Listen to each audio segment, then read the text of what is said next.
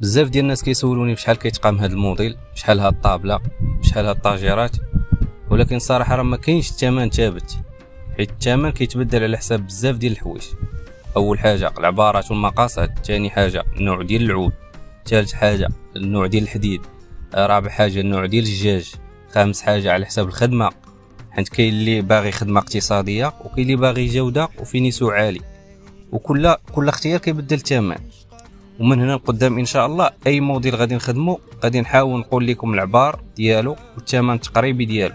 يعني الا عجبك شي موديل في شي فيديو غير صور الشاشه ولا دير سكرين للموديل اللي بغيتي وصيفطوا لي، وزيد اعطيني العبار ديال المحل ديالك. مثلا الحيط هذا فيه 5 متر، والحيط الثاني فيه 5 متر، الواجهه الثالثه فيها 3 متر، وقول لي حتى العلو يعني ديال الحيط، وزيد النوع ديال الطاجيرات اللي بغيتي. مثلا بغيتي الطاجيرات ديال الحيط ديال بغيتي، واش ديال يعني اللي بالحديد والعود، ولا كلشي عود، ولا عود وجاج. مهم يعني اعطيني التفاصيل، يعني ملي كتعطيني انت جميع التفاصيل ديال الخدمه اللي بغيتي، وديك الساعه نقدر نعطيك انا الثمن التقريبي الصحيح على حساب الخدمه والموديل اللي اختاريتي.